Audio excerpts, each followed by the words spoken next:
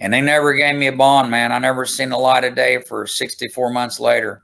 What was the charges that he brought after Yeah, the he federal got one? he got me for possession, man, for possession of narcotic drug, and they never caught me with one drug or one anything. And my lawyer tells me, hey, the person who told on you, they were telling them how many pills you were bringing across the border.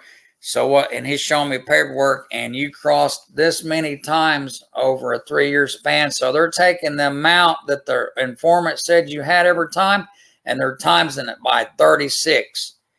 And he said that's enough for about 15 years. He said, according to my calculations. I said, man, I never got caught with nothing. I said, I'm going to trial. He said the feds have a 98 point something conviction rate, Chris. He said, it doesn't look good, man, for you because you've got, why are you crossing the border for, man? 36 times, and you don't have a job. You have a brand new house. You just built a brand new house out here. You got some Camaro shipped in from San Diego. They got pictures. They got everything, man. And they said, you have no way of coming up to count for this money. And he said, it just looks like a pretty shut case, man. I said, what are you talking? He said, 60 months lock plea. And I said, man, that's 5 years, man. And I get 4 more months added to my sentence when I get inside because the organization I was with when I went inside the prison. So when you got there, though, I mean, before you got there, I mean, I suppose just to kind of wrap up on your whole court thing. I mean, they sentenced you to 60 months. You took the plea Yeah. deal, and then they're like, okay, well, we're going to ship you out now. And what prison did you go to?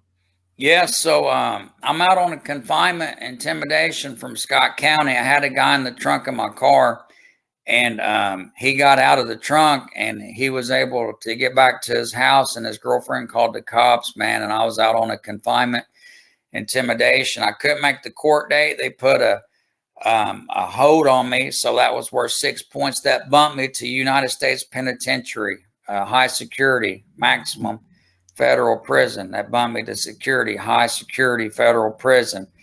And I happened to go to United States Penitentiary Big Sandy, which is Inez, Kentucky, 5 miles from the West Virginia border. That is a very, very deadly prison. One of the deadliest prisons at that time in America. It was the most deadliest federal prison. That's what they told me. So when you got there, I mean, what was it like? I mean, when you went in there your first day? Yeah, so that's how I knew it was the most deadliest, because when I went there, I had to have my paperwork, and the SIS, the gang unit, come, and he's going through my paperwork. Man, you don't have any sexual crimes, no kid charges, you've never testified, so you're good to walk this compound, the yard, if you want to. He's like, the problem is you have the shortest amount of time I've ever seen step on this yard. He said, you don't seem like a bad guy. He's like, your people, your kind of persona, Mr. Arevalos, your character, your people like you don't belong here. This is for the Mafia is here. The Mexican Mafia is here. Aaron Brothers Hood's here. A lot of white supremacist gangs are here. Dictators from foreign countries. You have Al Qaeda here, ISIS here, terrorists here, man. Life sentences here. The best thing for you to do is just going back there to the check-in, and for a year, and your points are going to drop to medium, and we'll ship you to medium security, and you won't ever have to see this violence and this nonsense, the deadly, the vile acts committed here. You won't have to interact with it. And I told him, man, I don't think I can do that. I can't live with myself.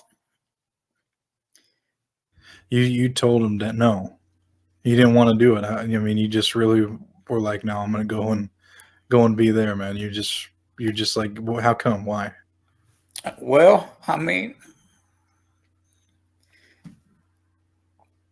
growing up, and having to endure the hardships and everything that I went through, and trying to gain my reputation, over the years of being a one-way type of person, I felt all that would have been for nothing. I felt that I would have lived a life up to that point of being someone on my word, standing on what I believe, having a reputation with the cartel now. And I just don't think I could have sat back there for a year, man, knowing, hey, this is what I've become.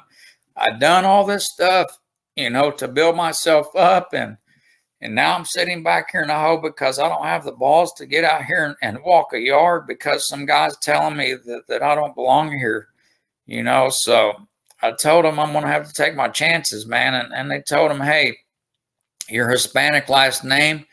You're very dark complected. He said, the Mexican Mafia, man, they're going to get on you as soon as you walk through that door. He said, they're going to be waiting on you, man. And they're going to be with knives on you when you get back there. He said, I hope I don't see you within the next few minutes laying on a stretcher, man.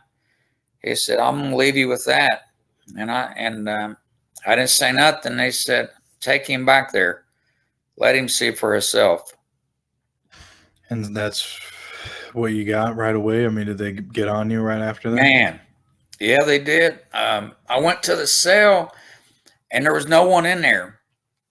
And here come a real Native American Indian guy. He come in there, and he said, are you Hispanic? I said, yeah. He said, hold on here. And he come back, and here was two big Mexican dudes at the door, man, with diamonds in their teeth, tattoos all over them, sleeved out all over their head. And they're, hey, you Hispanic, Mexican? I said, my dad's Hispanic, man. My mom's white. He's like, what gang are you in? I said, I'm not in a gang, man. And they said, take him upstairs and see for his tattoos. So I went up there, and they had his cell. They had an MS-13. He was on the bed. He was getting tattooed, MS-13 on his stomach. And there was 4 more guys that come in the cell. They said, take your clothes off. And I went down to my boxers. They said, take your boxers off too. And I was staring at him like, man, you got me messed up, And that one, he was a soldier. He pulled his shirt up, man. He had a shank, a very, very long shank. And he said, you don't have no choice, man. So I took my boxers. I'm standing there butt naked, man. And they're searching me for tattoos. They turn around. I have no tattoos. They said, your paperwork's good, man. You didn't cooperate, and you don't have any kitty charges. They's like, we're going to give you 2 choices, Chris.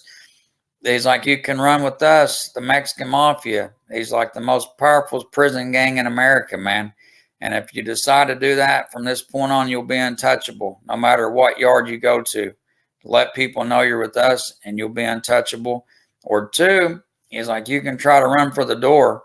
He said, but I got 4 people here. I guarantee that you're not going to make it. And I just told him, hey, I don't have much of a choice. I was like, you guys don't leave me a choice. I kind of chuckled. I said, you guys don't leave me a choice. That's a pretty easy decision, man. And he said, I need to hear it.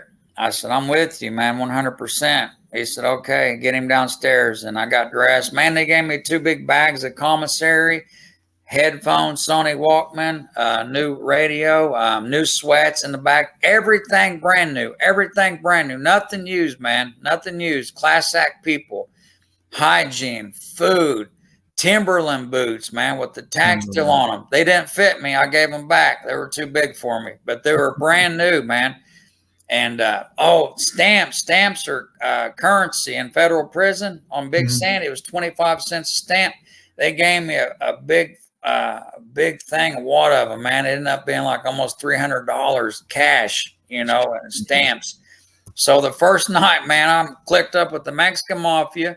I got $300 cash in my pocket, and I look like I've been there for 5 years already, man. I've got all brand new stuff. If not for that, I'd be wearing like orange until I get my uniforms, man. Everybody's staring at you and stuff, saying, fresh fish or whatever.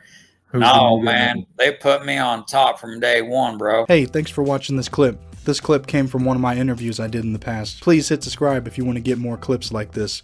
Also, if you want to watch the full interview, I'll put a link in the description. Or you can hit the button on the screen to watch the full interview.